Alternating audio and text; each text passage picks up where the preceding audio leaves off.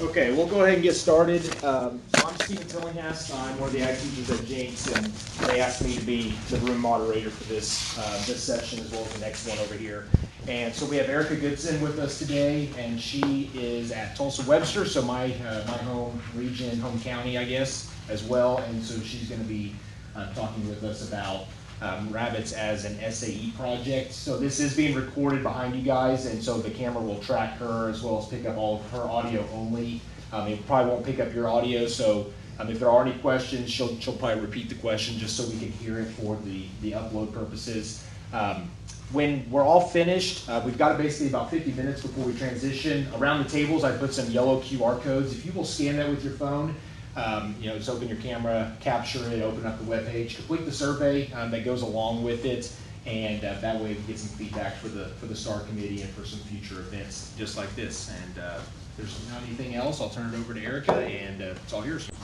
Hey guys, like you said, I'm Erica Goodson. I'm at Tulsa Webster. So we're going to talk about rabbits today. I kind of wanted to give you guys an idea of how I got started with rabbits. When I got my first teaching job, I was at a little school, and hello. Hey, sorry. No, you're fine. You can grab a packet there. When I got to my first school, I had some kids come up to me and they're like, hey, I already show goats, but I kind of want to get into rabbits too. And I was like, what does that entail? So they wanted to do meat rabbits as well as purebred rabbits to show. So we ended up researching and finding a breeder that was about 45 minutes away. We went out there and we're like, we have no clue what we're doing. Can you please talk to us? And she sat down. We were out there for about 2 hours, just kind of chit-chatting with her. And she gave us our cell phone number. And anytime we needed help, we could just text her or call her. And she was really great with that.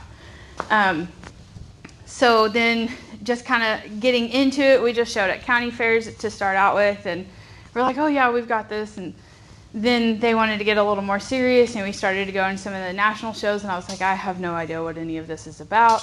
So lo and behold, here I am several years later, and apparently I'm the rabbit guru. So I am at Tulsa Webster. One of the things with the city of Tulsa is we're not allowed to have large livestock in the city limits. So when I got there, the kids are like, I still want to show and I want to do the things that these other schools get to do, but I can't have a sheep or a goat or a steer or a pig. What can I do? So I was like, ta-da! Here's a rabbit. And another cool thing is we did this at school. So had very little investment from the kids to have to do this, minus getting their own animal. So I'm going to talk to you guys about some benefits and things like that. I don't know how much you guys know about rabbits or care to know about rabbits, but this is going to be kind of just a little bit of everything, some tips that I've learned along the way, as well as just some introductory things. If maybe you have some kids that are just wanting to get started, or maybe your own kids are wanting some rabbits. So just some information. When I was little, I did have a rabbit, and I was like, I don't know, 3 or 4, and how much does a 3 or 4-year-old actually interact with an animal? So I really didn't know a whole lot about it. I just went out and threw feed to it and yay, did what Mama told me to. But now we have one rabbit at our house. He lives in the garage, and it's just because I can't have him at school. He's the last of our show rabbits from school. I've kind of started to get out of showing rabbits just because my kids graduated who were interested in that, and for the past 15 months we've not been able to do anything. Like Webster was nothing. So it's been tough, but a lot of this stuff I'm going to talk about is still pretty relevant. So if you guys are into rabbits and things have changed, sorry. But okay, so you have a kid, they come up to you and said, hey, Mr. Ag Teacher, Miss Ag Teacher, I want to start showing rabbits. First thing I always tell them when they come to me is, will it work? There you go. You need to find a breed. And where I send them is ARBA website. I have that in your notes for you guys. Just send them to this ARBA website. They can look up all the breeds. Like literally every breed of rabbit is on here. And the cool thing is it has a picture as well as a little description here. But the key part of the description is the size limit, because you have rabbits that can be 15 pounds to 3 pounds. So if that kid's like, I want a rabbit, and they end up getting a Flemish Giant that's has to be 11 pounds or more, they need to know that that rabbit's going to get big, and what mommy agreed to is not going to be this cute little furry thing that came home with them the first day. So the maximum weight limit is different for just about every breed. So on here alone, you have Holland Lops that are 4 pounds, 3.5 pounds for the Jersey Woolies, and then the Lilacs, which are 8 pounds. So I tell the kids, make sure you research your breed, because there's a lot that goes into breeds of rabbits just looking cute. There's different fur textures, there's longer fur. The woolly breeds have like really long hair, like a long-haired cat, and you actually have to groom that animal every day. So a lot of these kids think they're going to get a rabbit and they're not going to have to do as much work as like a kid who has a pig or a goat or a sheep or a steer that's out there having to walk every day and take care of it and groom and things. But in reality, you do, especially if you get a woolly breed. I've never had a kid show a woolly breed because I don't encourage woolly breeds. But if that's what your kid wants, go for it. So just lots of hair. Another awesome thing about this website, this is just a screenshot of it. At the bottom of every breed, you can visit the club website. So each breed has its own club, and you can get a lot more information about that particular breed. So rabbits are also weird. They'll show by breeds, but there's also multiple color options in each breed that you can show. So like Holland Lops, for example, this rabbit is considered a broken rabbit because he's white and another color. If a rabbit is a solid color, that is a different type of show. It's the same show, but it's a different category in the show. To where like goats are just broken up by weight. You're gonna have color pattern is how rabbits are broken up. And also, because Holland Lops are such a popular breed, it's going to be like a broken tort, which is its own color, a broken chocolate, which is its own color, broken black, which is its own color.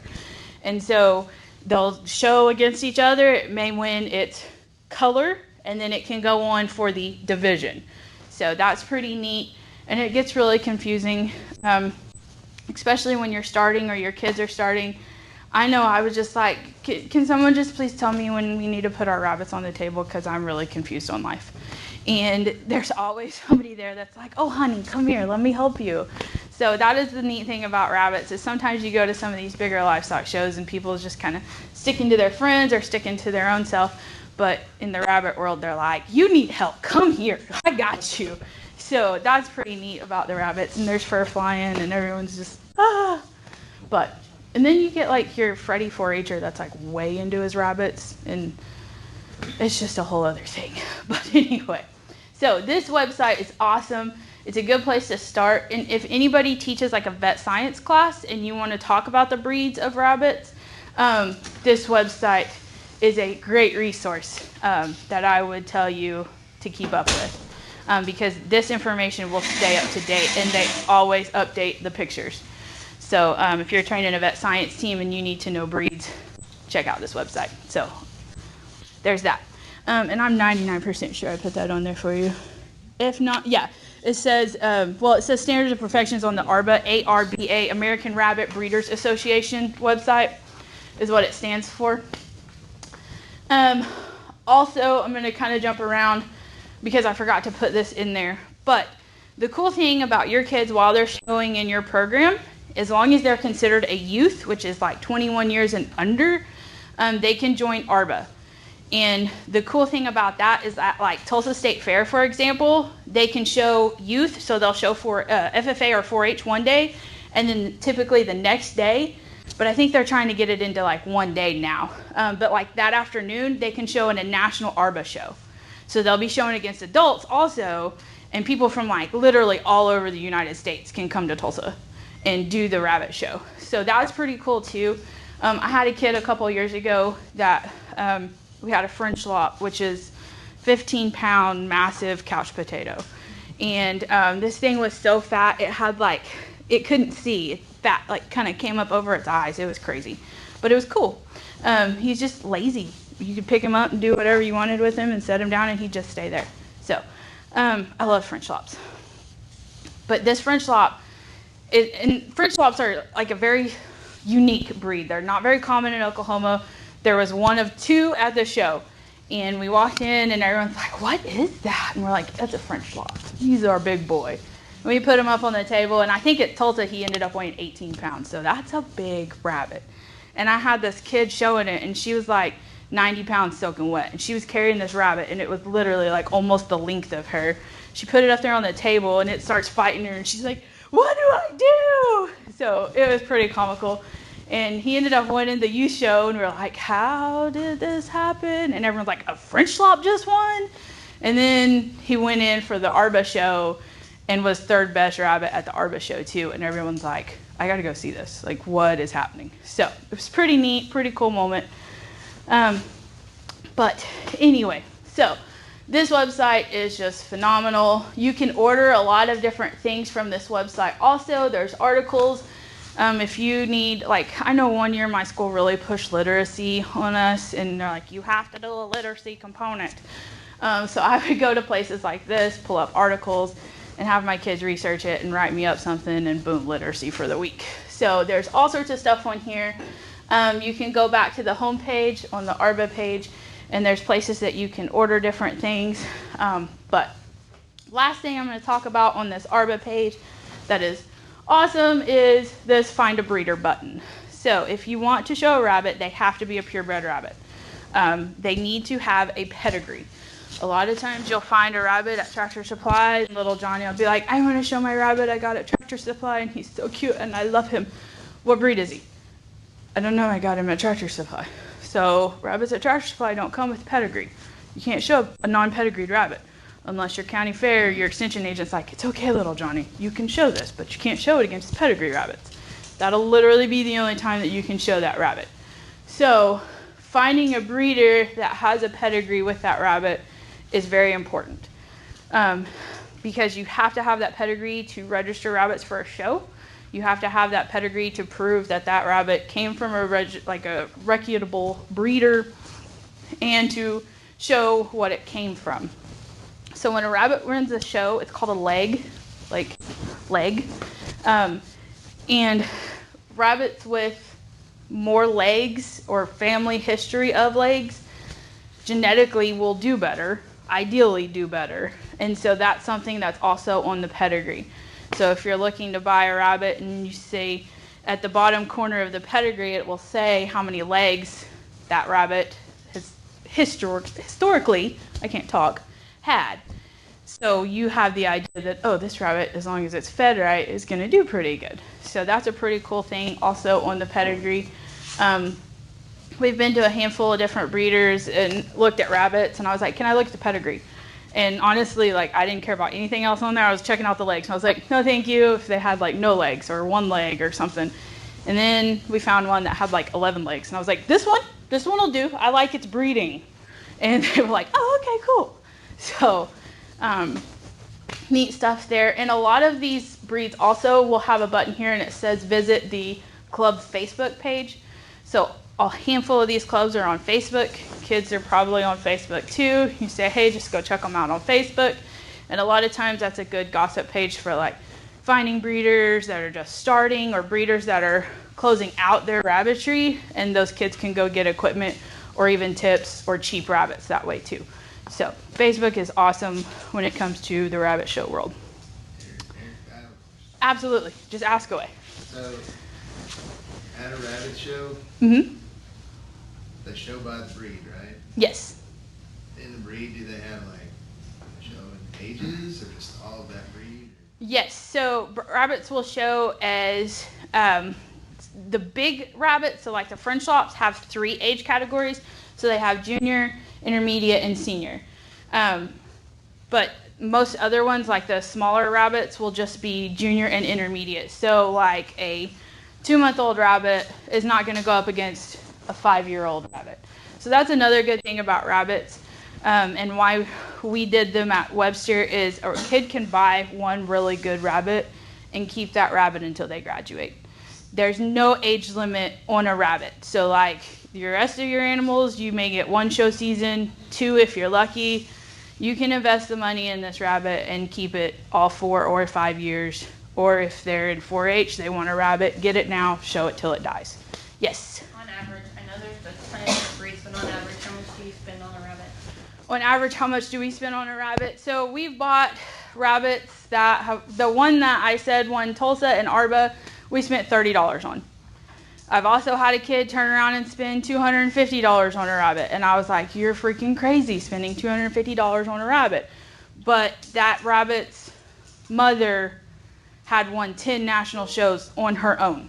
So it was really good, and had the kid remember to feed it and it lived, probably would have done really good. But that's another thing, y'all. Tell your kids, feeding is important. So, I guess trying to wrap my head around it, a rabbit show is kind of more similar to like a dog show. probably, yeah, more similar to a dog show. There's like the groups in that. Is there groups of rabbits? Yes. So, like, okay, I'm going to say this because, Sporting and the herding and all that. no. I mean, like, you said bullies, and then you said these, and then, like, be the overall grand champion rabbit. It had to win its class and its breed, obviously, but did it have to win division somewhere along that way, too, or?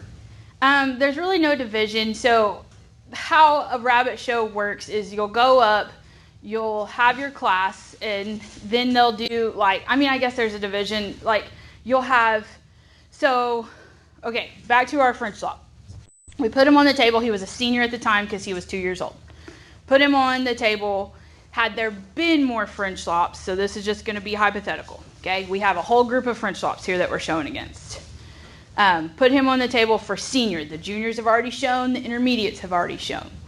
He was the best senior. He is a male also, so they will pull the best female senior, and it's the best opposite sex. So then what happens is we put all of the best French slops in all of their age and all of their colors back on the table. They pick an overall, like a breed champion. Then, 3 or 6. huh? If there's 3 age divisions, is that 3 or 6? Right? There's 6 rabbits on the table, but you're only looking at the ones who got first. So it could be 2 females and 1 male, but then you have your 2 males and a female down here. So if the female's pulled, they'll bring the opposite sex up because that may be the second best rabbit. Yeah. Okay. So they just fill in the spot on the table, basically. So they don't have a grand doe and a grand... Yes, it is the best opposite. So you'll have your breed champion and the best opposite sex. BOS. Okay. No, BOS is best of show. So they don't have grand... They don't have... Overall grand. Well, I mean... So after they pick the best of that breed, you go back to your pen until the show's almost over. Then at the end, they'll put all of the best of every breed up there. So you can literally go through this website, and that's what a rabbit show is going to look like. Is there's going to be one of each of these on the table, and that's really cool.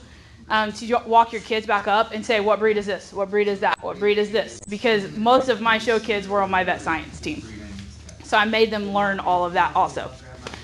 So then they'll pick which rabbit is the best for the best of show. Okay, yes? These males that you were talking about, are they all still intact? Yes, so to show a male rabbit, he has to be intact.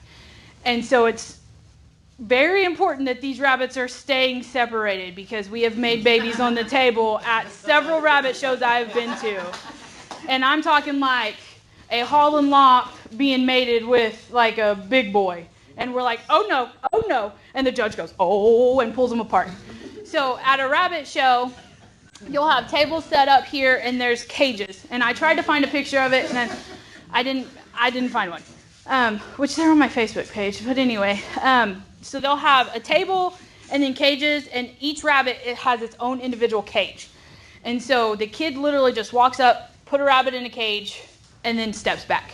And you have to be so far back off the table because you can't have Freddie 4-H'er's mom up there being like, pick this rabbit. So that's why they have that rule that you have to stay back. I mean, even the kids, and the kids are the only ones allowed to put the rabbits on So when they're on the table. They're on the table. They're in the cage. They're in a cage, yes. Okay. And that's another awesome thing about rabbit shows is like the kid literally just like, boom, I'm done. Turn around and go sit down until they're done judging that show or that rabbit. The judge will pick the rabbit up, judge it, put it back in the pen, and then after that kid goes and gets that rabbit. And that's literally it. Yes, ma'am. So you say they put the rabbit in the cage and then they stand back and they don't do anything, so the judges don't ask them any questions about how they feed it or like... Not at this point. That's going to come into play in the showmanship when the kids get asked the questions. Now, the judge may say, hey, can you help me read this ear tattoo? Or ask a little bit of questions, but for the most part, that judge knows what they're doing. They're up there and they're handling that rabbit, because they do that because at a rabbit show, you're liable to have 3 breeds up to 6 breeds showing at the same time. So a kid may have thrown a Holland Lop in at this table and then had to run over here and thrown their lilac in over here and then over here showing their French Lop at the same time. So that's why for the most part the judges don't really have to ask questions, because everything should be right there in front of them. So, and when you register your rabbit for the show, you put the ear tattoo, breed, color, all that kind of thing. So, one other thing on breeds. This book, it's called The Standard of Perfection. I know there's one for poultry also. But if your kids are going to get into rabbit showing, this is something I would suggest you have. I have judged a show just about every year I've taught. And this is something I always take with me. It's out of date now because it's updated in color. So they're good for about 5 years. But the cool thing about this book is it tells these kids everything they need to know about their breed. So if they come to me and they're like, Miss Goodson, I'm going to show a mini lop. Okay, cool. So I'm going to flip through here until I get to that mini lop page. When I get to that mini lop page, I'm going to say, here you go. Make sure you know everything there is to know about your breed. Because also with rabbit showing is doing showmanship. And I force my kids to do showmanship. I don't care if it's your first show. I don't care if it's your 50th show. You're doing showmanship. And in that, they need to know how to set their rabbit up. The best way to learn that is by watching that judge when they're doing it, because they're going to set it up in the correct body type. So a lilac is going to be like a ball. They're literally going to take it, have one hand on the head, one hand on the butt, and fluff it. And that's what you want. Now the Holland Lop is going to sit up just like that. That is a posed rabbit, how that rabbit should show. So that is very different. And if you ball a Holland Lop, they're going to be like, you're out. So knowing the way that rabbit should be posed is very important. Now, that is also on this ARBO page too. So if you have some kids that want to show rabbits this year, but you don't want to get too into it, just have them look it up. Okay? I know Jinx has had a handful of kids show. They're normally pretty good about asking questions. I know some Jinx kids have come to me and asked questions before. So ask questions also. If you get to a show and you're like, I have no idea what color this is, somebody will help you. Even the people who are checking in the rabbits will help you, because it's better to have all of that figured out beforehand than it is you put the wrong rabbit on the table, because it's an automatic disqualification. They're technically not supposed to ask questions. And you would rather ask those questions beforehand and get all that figured out as compared to having a kid get disqualified, especially if it's a rabbit show you drove a little ways for, the kid has drove some ways for. So there's no pre-registration in a lot of rabbit shows, so it's just morning of. Okay, so this is a handful of the breeds. This is not all of them.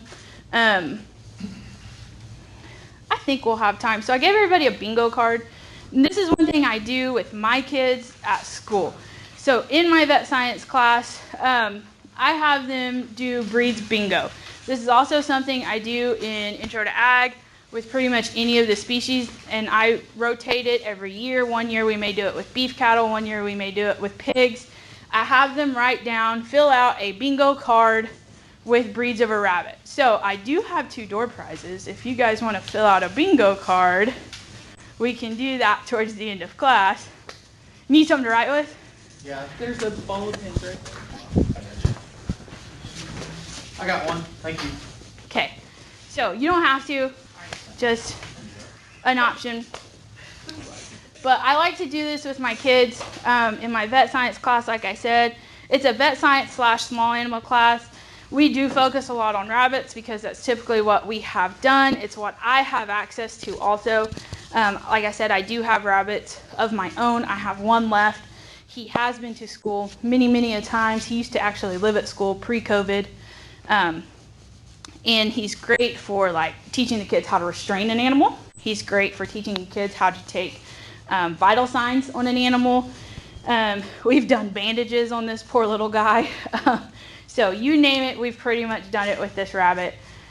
He's really chill, really tame. And the cool thing about rabbits as compared to like a cat or a dog is there's very little allergy issues. So my principal, when I first started having the rabbits, because I didn't ask permission, I was like, I'll ask for forgiveness. And a breeder actually gave me like 6 rabbits. He was going to give me 1, and I was like, I just need 1 for my classroom. And he's like, here you go. And I had 6, and I was like, oh, okay. Which turned into 8, which turned into 12 at one point. And I was like, who wants a free rabbit? And kids jumped all over that. My big mistake, though, is I didn't call home. I didn't call mama and I'm like, hey, can little Susie bring home a rabbit? So the next day, the kid comes walking back with a cardboard box. I can't keep the rabbit. Oh, okay. But these are a handful of the common breeds. These are a lot of the times what's going to be on that vet science test. But I also did some of these on purpose.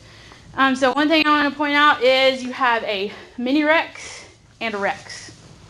So typically the Rex is just called a standard Rex. But if you enter your Rex rabbit in the mini Rex category, or vice versa, you have a mini Rex and you enter it as a Rex, disqualification. Then you have the Blanc de Hoto, and then just the Hoto. They are different, or Dwarf Hoto, different sizes. They will show differently. They look the same, will be the exact same color. They're really neat. Kids always think they're cool looking. They're solid white and have black around the eye. They look like they have eyeliner. But one's big, one's little. So, also fur type is different. So these Rexes will feel like velvet. They have very short, thick, dense fur. And then the Californians, 99% of the rest of these will just have like regular, like what you feel of a cat, basically, hair. Lion heads, literally what it sounds like. They're going to be small and have longer hair around the head. But they actually have a breed or a variety of lion heads that is double maned. So they'll have long hair here and then long hair around their butt too. And I thought it was just a really scraggly looking rabbit when I first saw it. And they're like, no, that's a double maned lion. And I was like, all right, Freddie 4-H'er, thanks for that information. So, but a lot of these breeds are really cool looking. Chinchillas are awesome, and it's not like the little chinchillas like you go to PetSmart and find.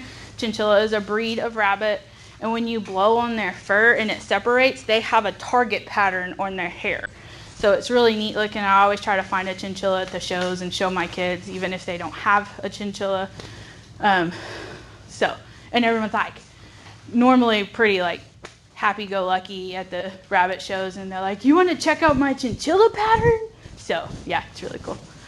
People get really proud of their rabbits because most of the time they're breeding them themselves, and they're really excited to show them out. So even if you guys have a vet science team at Tulsa and you're not showing rabbits, just run them through the rabbit barn. It'll tickle somebody's day, especially like the little kids that they're so proud of their little rabbit that its birthday was yesterday. For some reason, every time I do showmanship, the little kids are like, its birthday was yesterday. And I'm like, that's not going to help you win, but thanks. But anyway, so, okay. So if you filled out your bingo card, you guys want to play bingo real quick? All right. Yes. How does this differ from like what we've heard about like meat rabbits or a meat show? Is that? I'll get to that here in a second. So there's 2 types of rabbit shows. There's the meat pens and then the purebred pens. And a lot of this information is purebred. There's more information in the purebred than the meat pens. I can go over meat pens in like 2 minutes. So I wanted to get you guys kind of thinking about the purebreds, and then we'll go into meat pens. So, okay, cool. All right, so, and I don't really care what order you guys put it in as long as you get a bingo some way, somehow, okay? So anybody put down Angora?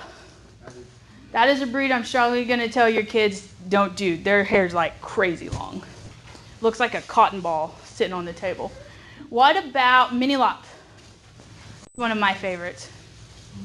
Okay. Satin? Himalayan.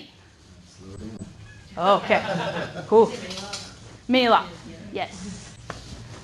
And then I said satin. And then Himalayan.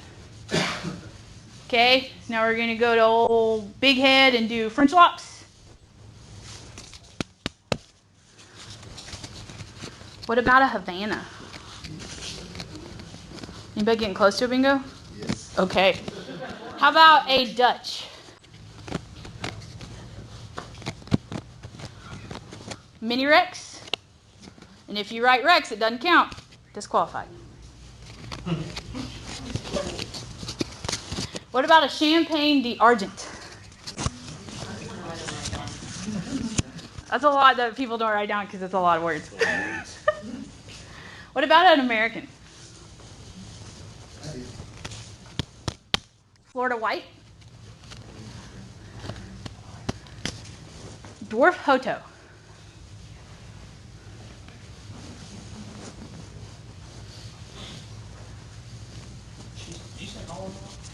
Not yet. Californian.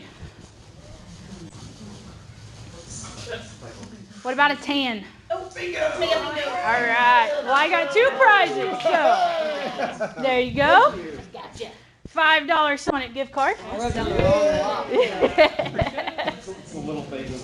So this is something that I do with my kids, and they love it. And this is something you can do, like you can't really do it with, I mean, I guess if you did those funky breeds of hogs, you can do it.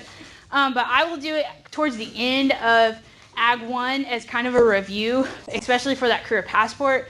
And I'll put breeds of cattle and hogs and sheep on here. And then I'll just show the kids a picture, and they have to be like, oh, that is a Brahmin, and mark off their box, okay? So that is how we review with this, and I thought that would be kind of neat just to go over that with you guys, give y'all another idea too. Okay, so housing. So your kid has your rabbit, you know where to go to buy one. Let's talk about housing now. So if you're going to keep your rabbit outside, one of the big things is I prefer pens and huts that have open sides. I do like that this has a slanted roof with the sheet metal on top. It allows rain, hail, whatever to fall off the backside of that and keep those rabbits dry as possible. But we have sides open to help with ventilation. Oklahoma, it gets pretty hot. It's hot today. So one thing that you got to keep in mind is that rabbit is covered in fur. Girls, y'all can relate, right? I can. So keeping that rabbit as cool as possible is very important. So these hutches are cute and they're cool, and you can get them at Tractor Supply, and Mommy really likes them, but that rabbit will fry in a hutch like that unless you're doing some extenuating things to keep that rabbit cool.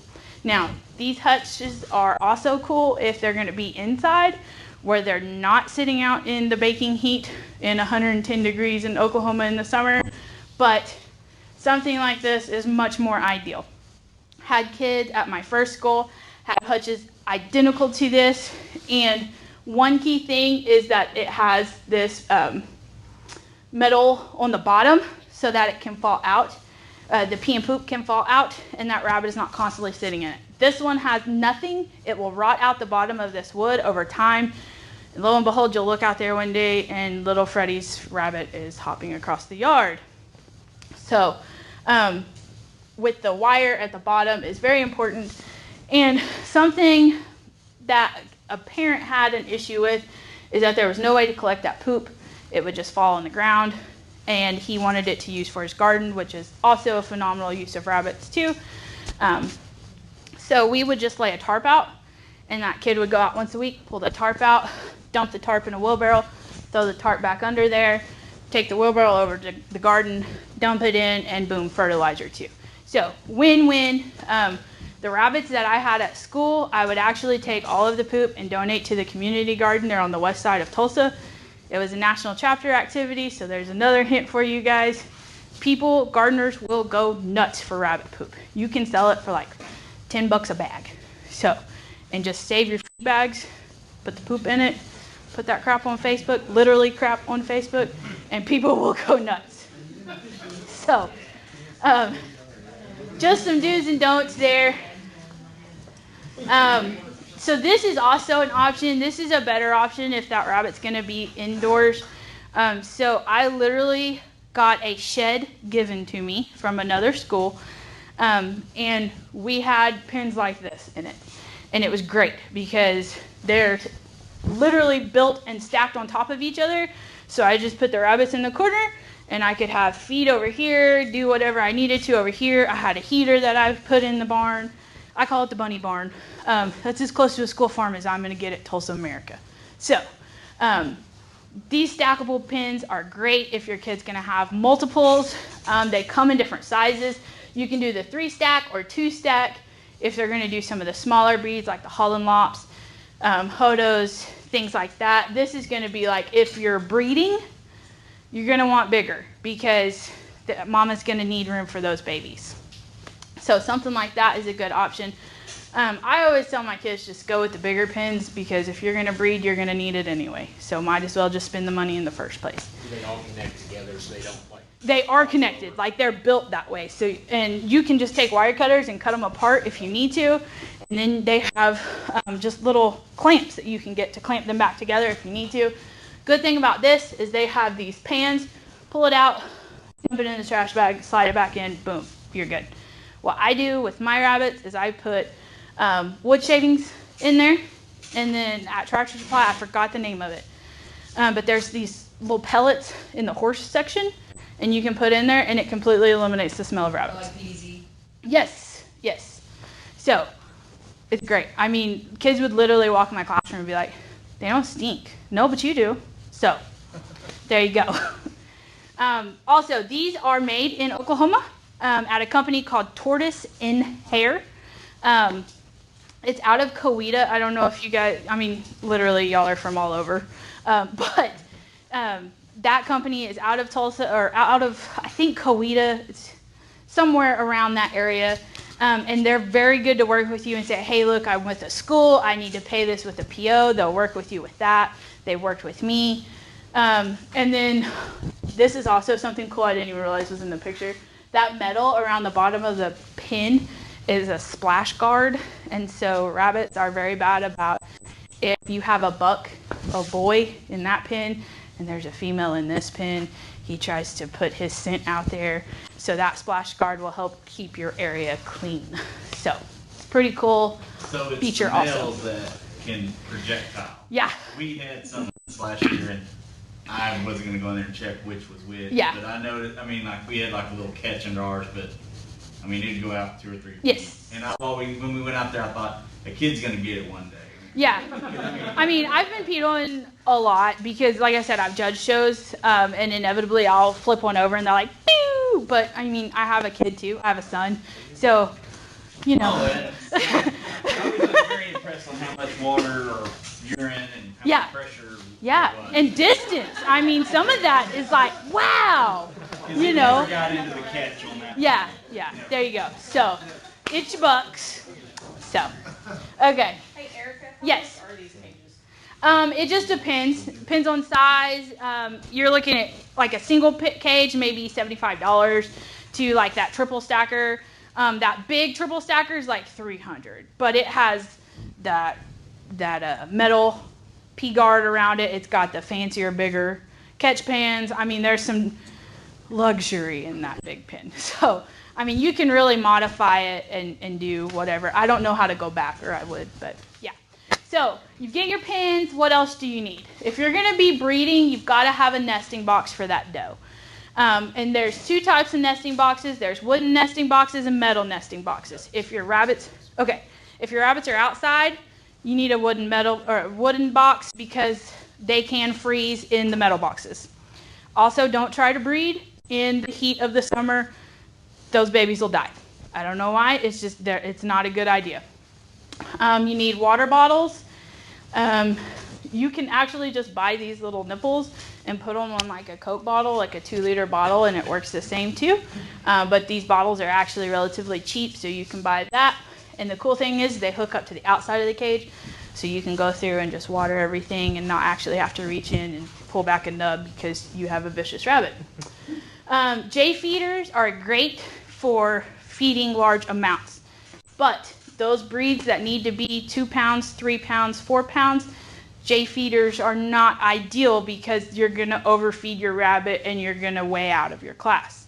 So having a J feeder is okay, but you still need to be measuring what you're putting in there.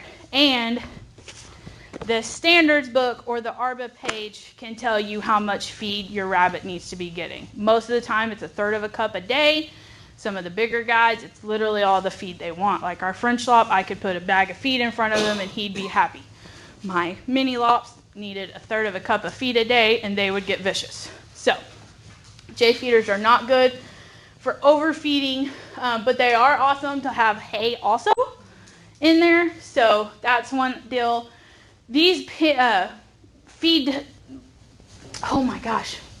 containers that hook up to the side of the cage are my favorite because that rabbit will not spill it, because they will hop on it, in it, when it's empty, let you know that it is empty, and be as extremely hangry as possible.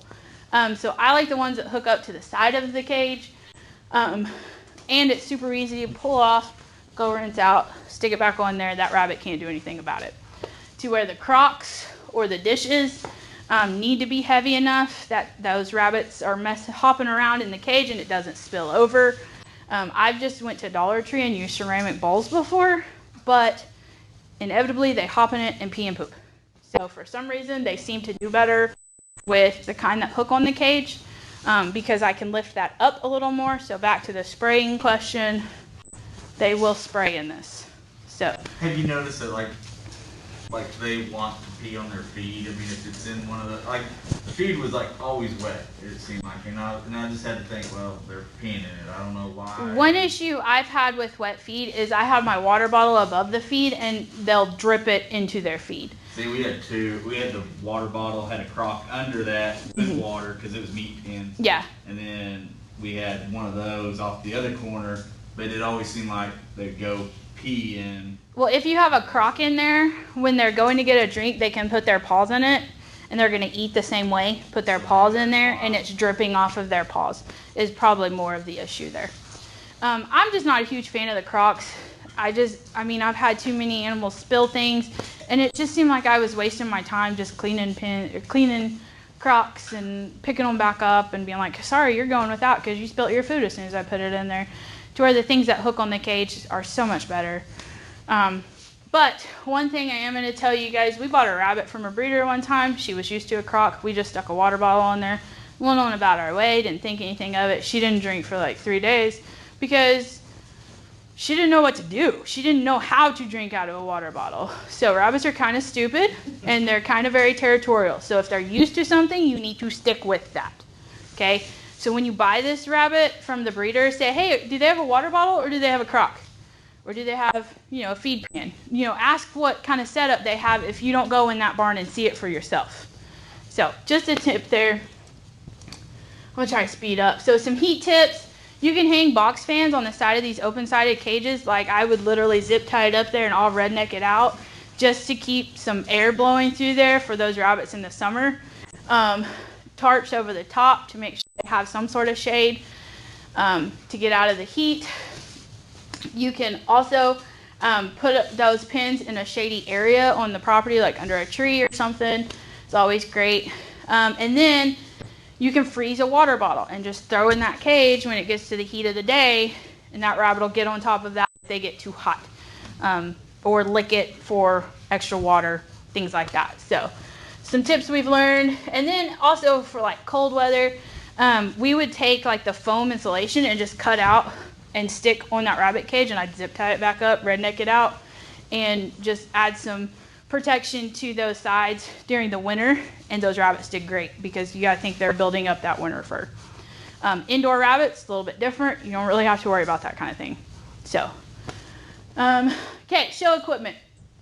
You can buy some grooming spray, but more importantly, the squirt bottle, you need one of these if you're gonna have show rabbits.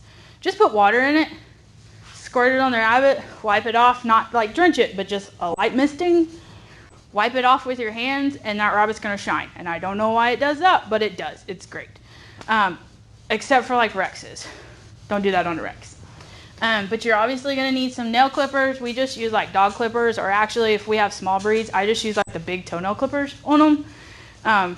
Because it doesn't make any noise and they don't freak out.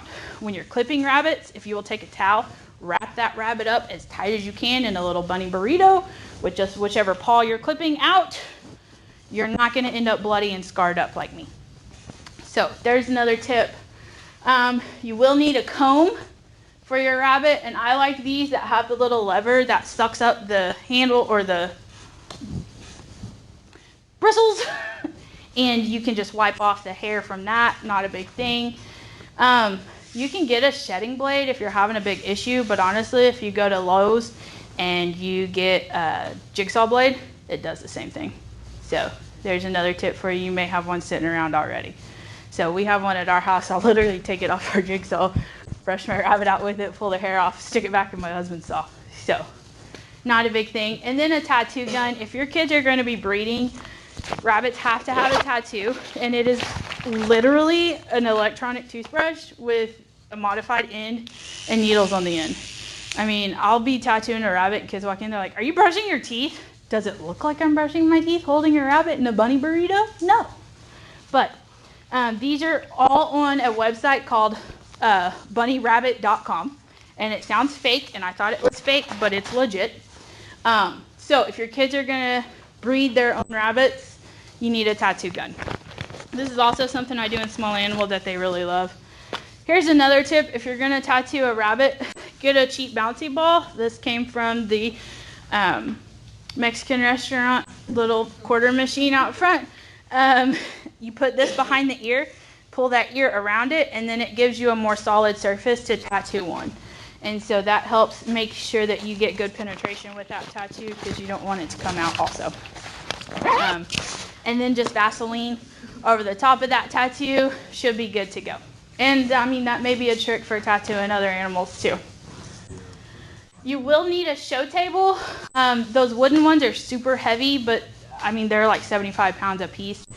I like these metal ones. This top piece comes off and you can just carry it. It's got a little handle, but both of those have storage on the inside that is great to literally house everything you need for that rabbit. You need a piece of carpet. This piece is removable. This top piece on the metal one is not.